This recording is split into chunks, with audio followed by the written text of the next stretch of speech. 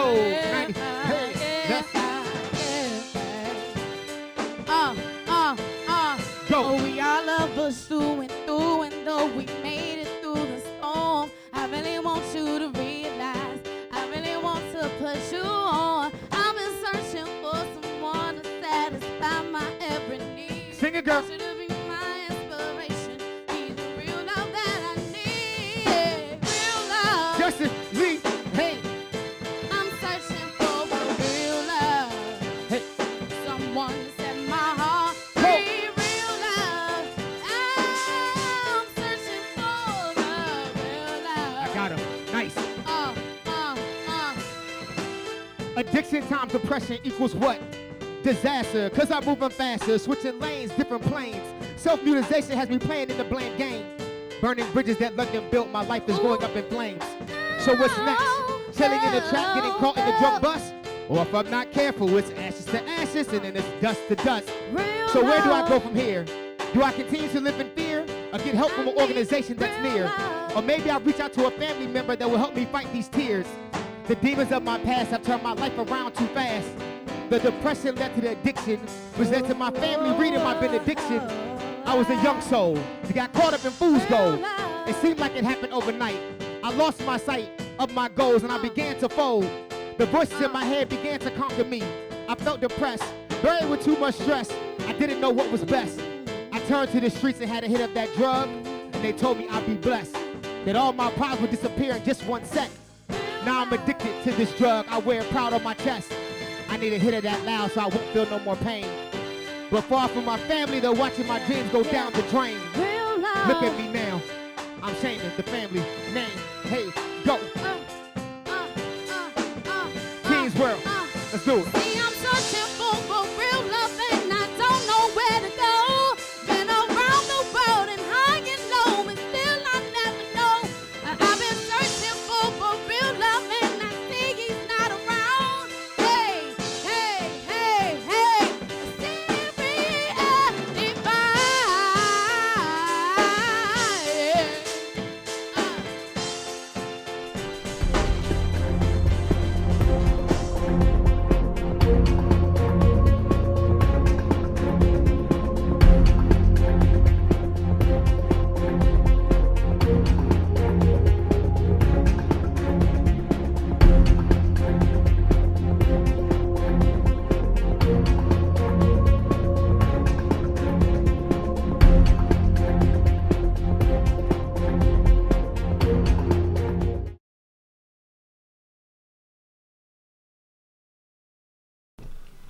Hi, I'm Dave Treadwell. I'm the Executive Director of Central Union Mission. And the mission has been privileged to serve the people of Washington since 1884. We began with men off the streets, at that time, old muddy Pennsylvania Avenue, Civil War veterans, many of them walking down the street, alcoholics, in need of some help. And we've been doing that now for 130 plus years. But as we succeeded in working with men, our work has spread out so that in 1917 we began working with children. In 1952 we opened our work to families. And today we try and reach out to anyone who's poor, homeless, needy in Washington, D.C. Our main facility at 65 Mass Ave, the old Gale School, is a homeless shelter for men. But we also operate up on Bladensburg Road, a large 20,000-foot warehouse where we distribute food, furniture, and clothing for people in the city. We also provide low-income housing, we have transitional housing, and we're really pleased to have Camp Bennett up in Montgomery County for children in the summer. But the variety of activities that the mission is able to do and serve the community with are aimed at meeting the needs of the poor and homeless here in Washington. And through our years of experience, the people of Washington have supported us to enable us to reach out in so many different ways and areas. What's going on, young world? It's your boy Dwayne Michael, and thank you for tuning into another episode of Teens World. This week we're going to do something a little bit different because next week we have something huge coming. So we wanted to make sure that all of our listeners, all of our viewers have a clear understanding of where we're going. This week, as you guys know, we're talking about addiction times depression.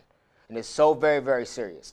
So today, I have some phenomenal guests with me. You guys are always very familiar of the phenomenal Miss Brittany Mayo, who is our psychotherapist, our lead correspondent on the show today.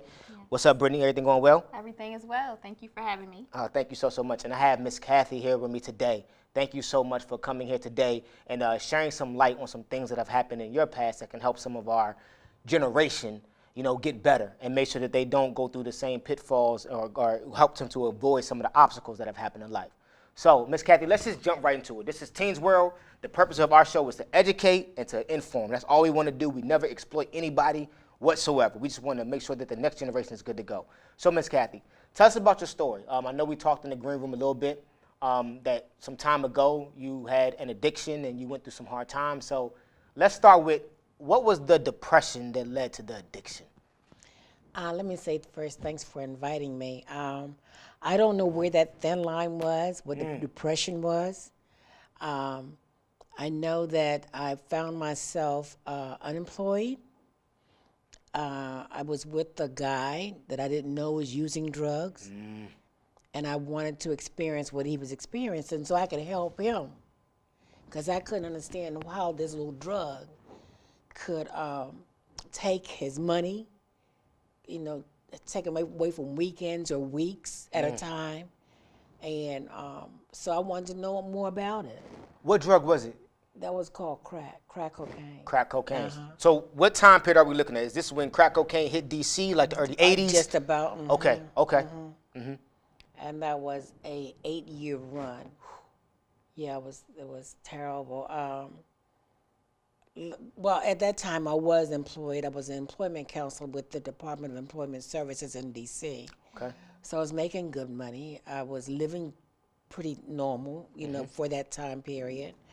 I had 2 children. They were, at that time, 12 and probably 9 or 8. And I left them for crack. I left, at bottom line, I left everything.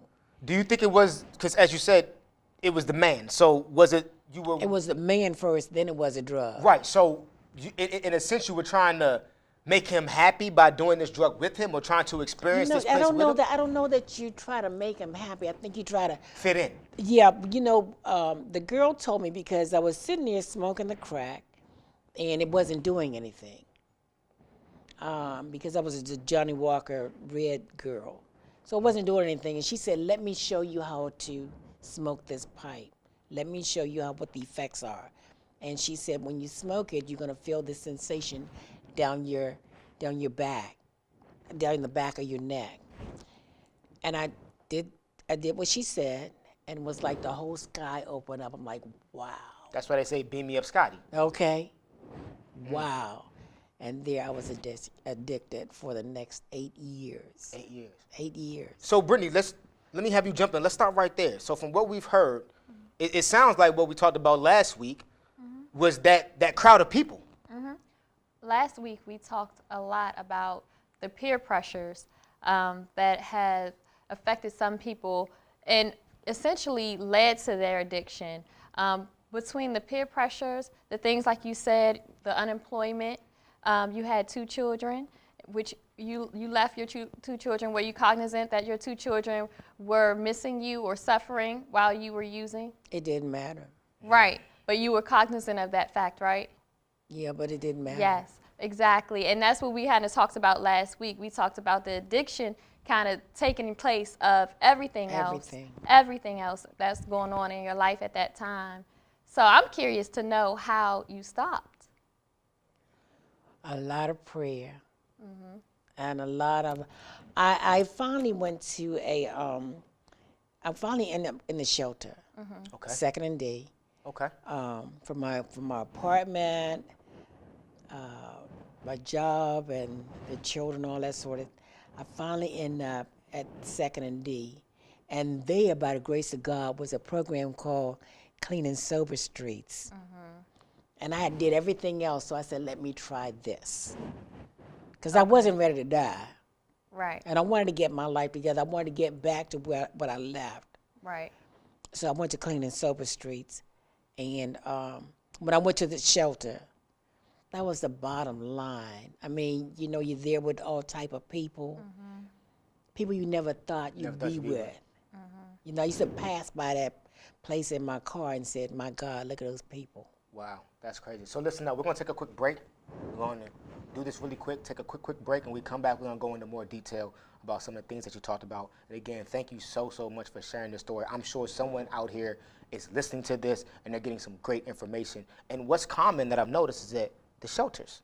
From last week, we talked about a shelter, and this week, it's the shelters that are really helping everyone get it together. So we're going to take a quick commercial break, and we'll be back in a second. We are on the 4th floor of the Central Union Mission Gale School. This floor is our administrative area, but we want to make sure that it's for the men. The whole building is designed to help the men, not just for the mission itself, or not just for staff. So on this floor, we have our social worker, we have a work office for the ministry. It's a ministry room where anyone coming from one of the other locations can work. We have our educator up here. We have the person who oversees all of the data that we keep on all of our men. And as executive director, I'm on this floor, and my assistant is up here. I want to take you now into our boardroom. And we've got a class going on, so we'll look at it, and then I'll explain it to you when we come back out. You can get some shots. Yeah, they hoped for it, they got it, and then because it wasn't based in prayer, right? A lifestyle or the practice of prayer, right? What's going on, young world? It's your boy Dwayne Michael, and we are having a phenomenal conversation right now. Again, as I'm telling you guys, this episode this week is called Addiction Times Depression. And what we're doing is that we're looking back on our previous 2 weeks, because next week we're going to a whole nother place. So again, I had Mrs. Brittany Mayo and I had Miss Kathy, who was sharing some phenomenal information. She's giving us this story that we weren't even around when it was going on. Like, this is the beginning of when it really happened. When they say this was the era of drugs, I mean, it was the worst going on. Ronald Reagan was the president. This is when Rayford Edmonds was running Washington, D.C., and the drug trade was just going absolutely crazy at this time. So I'm so happy that we have someone who was actually in that time that can tell us about what's going on. So you talked about previously that it was crack cocaine. It was crack. That was your addiction. That you was dating someone at the time. They were using it. You just wanted to kind of fit in, see where it was going. And then you said that when it got really low, whereas though you didn't even know where your kids were. That wasn't even a concern anymore. So can I ask, like, what was, if you could look at some of the worst things that you've probably done when it came to getting the drug? Was it something that you looked at yourself, whether it was selling a product, whether it was like your mom's TV, because that was something that they talked about last week? Oh, that was easy. When I got to the shelter, my son had got into drugs, and he shot someone, and they died. That wasn't it. That wasn't my bottom. My bottom was when I was in the shelter, and we used to go to any abandoned house and do crack. The guy at the shelter had 5 rocks or whatever, and he said, "Okay, I want to smoke with you. You want to?" So we went to the abandoned house, and he said, "Okay, do me." I'm like, "What?" He said, "Suck my dick." I'm like, "Oh my God." My kids flashed in front of my face. And I'm like, if I do this guy and he has some type of disease, I could never kiss my children again. How could I tell them that I can't do that? Because I prefer crack, my addiction, over. Wow. I ran out of the house like lightning. It was raggedy. It was holes in the stairwell. It was holes all over the place. It was feces. It was needles. It was bottles, all crack bottles and stuff like that. I didn't even care. I just got out of there, and I went straight to Clean and Sober Streets to get me some help. Was crack the only drug that you used, or did it gateway into something else? Was there any Alcohol. Alcohol? Mm-hmm. Okay. That's. So it seems like that, at least in this situation, that it was something that flashed in between our eyes that said, all right, this is it. I can't go but this far. Is that how it usually happens? Like, you get to a point where you say, this is it, I can't take this anymore? I think it's different for everyone. Everyone has their own story, and they have something that triggered the recovery for them. I think what you said that kind of jumped out at me is you went back to the clean and sober, a support system that you had already identified and that you knew was there, and that's where you turned. What's important is really having a support system in place. That really helps a lot of people with the recovery process. Did you have family members? I know you had your children. Did you have other family members that were supporting you in your recovery as well? My sisters, my brothers were there 100%. Right. Did family ever turn their back on you? No, they were. I come from a religious background, and they always wanted to pray and invite me to church, and that type of thing. So they were very supportive in my recovery process. So did you have your church as well as a support system? You had your family, you had the Clean and Sober program, and then did you have a church family as well? I did, but I didn't use them. Okay. I just used Clean and Sober for right there. Okay. Okay, so what types of services did Clean and Sober provide for you? We had group discussions with I don't know, about 60 of us, men and women. And there was and every morning we would come in and we would read an Alcohol Anonymous book. We would take stories from it. We would talk about our own stories. We'd had to write about our experiences. We had to talk about it, no matter how much it hurt. One of my mentors said that in order to free yourself, you have to be honest. You know, you have to be totally honest. There's nothing that you can say to anybody that you should be embarrassed about, because that's what's keeping you down. Right. He also said that out of that group, that about 10 of us was not going to make it. I was determined I was gonna be one that made it. That is awesome. That is a very powerful story, and I think it touches a lot of the teens and young people that we are trying to reach today. And I really, really love the piece of you being able to share that support system and what that support system did for you, because I think it's so important.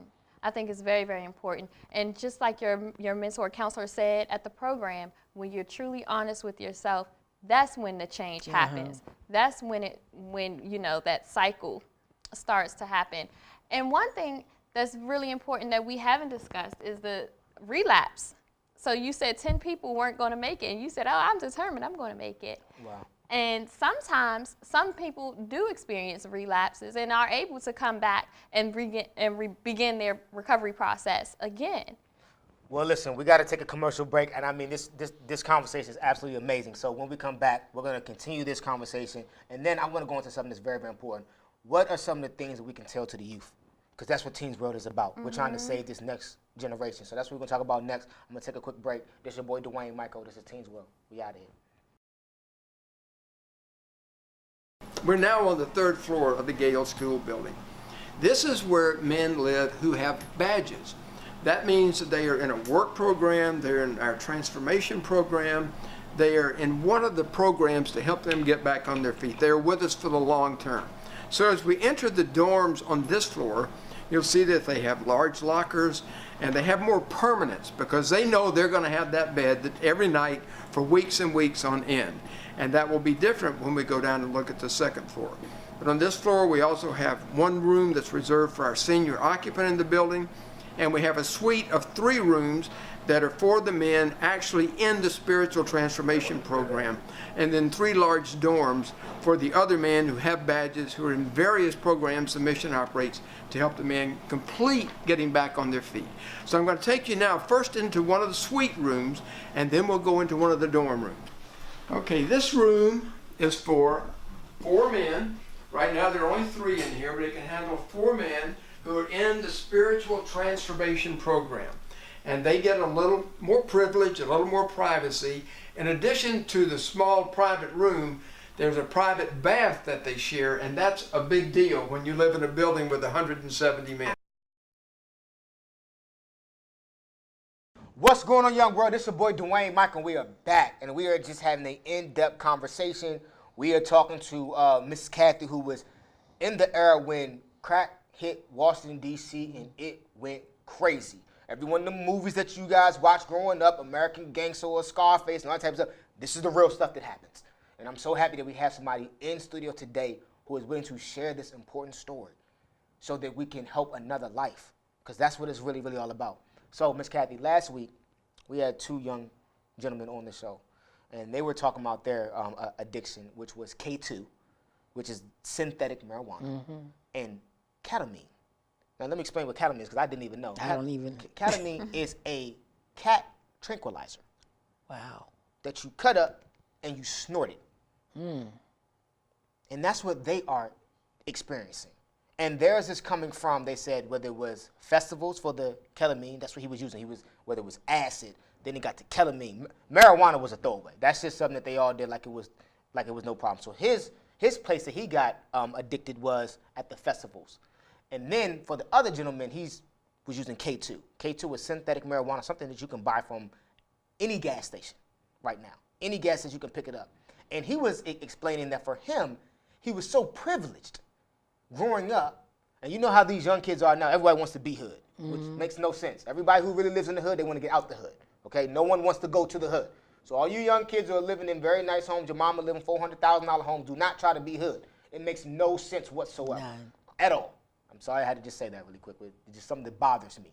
So he just wanted to fit in, and that was his story. So I'm going to ask you, coming from the era that you came from, like when it hit D.C. and I just heard it just took over the whole city. It did. Talk about it. Talk about how it took over the whole city and what advice can we give to this next generation? Like I said, I was with this guy, and he introduced me to it, and then it introduced me to a whole plethora of people in the D.C. area who was on it that I never would thought that would be on Like crack. professionals and Oh my God! Talk about that. Yeah. Professionals. I was smoking with the professor from a university. He was president of the entire university, who was in there smoking crack with us. I mean, we did catch the mayor of Washington D.C. Okay. on camera. Yes. Yeah, exactly. That happened. So it was a drug that once you hit it, and once it got a hold to whatever membrane in your being, it just consumed you, and you just wanted more. And that's what you say, "Beat me up, Scotty." I'm trying to find that next high. I regret the day that I ever was introduced to this drug. It took so much from me. 8 years of your life, you said. It took so much from me. And then I had to go back and restart everything all over. Now, you said you had 2 kids. What's your relationship with them now? Today, my daughter is still not. We're not close at all. It's too much of her. She calls me Kathy. She doesn't respect me. That memory of deep. me not being there. It's traumatizing. Yes. For you and for her. I thank God for the program. I got through it because they taught us that it's on her. She has to get through the best way she can. I kept going to meetings and talking to people who was just like me, that I was able to be all right with myself. It took a long time. I've been recovered now for 21 years. That is amazing. So We are so it proud took of a you. long time for me to get that, and I'm still working with my daughter to get that closeness. If we do, it's fine, but Brittany, what advice can you give on that? I mean, as a psychotherapist, what advice can you give on trying to build that relationship? Is it just time or what? I think counseling would be good, separate for your daughter if she's open to that, and for you, and then together a nice family therapist. If you would find a marriage and family therapist that would be willing to work with you to help you bridge that gap. If you sign up for individual counseling, that therapist and if your daughter would be willing to come in sometime, would talk to you, more in depth. And you've been going to groups. Have you been going to one-on-one counseling as well? I think that'll be a good first step for you. One-on-one counseling, and have that therapist help you bridge that gap with your daughter, because it's a lot of trauma. And when you're dealing with trauma, you have to be very careful how you proceed. And like I said before, that's another piece to a support system. You can't do it on your own. None of us can. And that's a great place for you to start if that relationship if you would like to mend that relationship. Wow, that's amazing. So listen up, everyone. I want to thank everyone for coming on today. Miss Kathy, I appreciate you so much for sharing that story. Thank you. Number one, we're so happy that you have been clean for 20 plus years. I mean, that is absolutely amazing. Because that lets people know that it's not about where you start, it's all about where you finish. And you look great. And you look amazing. Came over here, laid out, suit on point, hair on point, got the gold chain rocker. I mean, I just love the whole look today. Got the turtleneck flow going, and it's just an absolutely amazing thing. Brittany, I want to thank you for coming on. Of course. As I said, today's show, we wanted to do something different. We wanted to flash back really back, quick from last week for the past 2 weeks as we talked about addiction, depression, because next week we're going somewhere even darker. So we wanted to get a great story from someone who was in the midst of it, when it was really, really going down. And that's why we have someone older today who was on this set rather than having some of our young kids on it, because those are the 2000 drugs that they're talking about, the festivals and everything. They had no idea what was going on back then. So you guys, we're coming to one of my favorite parts of the show. The talent of the week, and it's the buzz of the week. And this is when we highlight some of the best artists in the nation come to our show, the best artists in the world. And I got somebody hot. I got somebody by the name of Miss Jennifer. She is from the DMV area. Then I brought on my brother from another mother, my man Justin. And then Lee is back on the keys. It's going to be absolutely amazing. This is Teens World. We'll see you in a few. Justin, Lee, Jennifer, have some fun. Let's do it.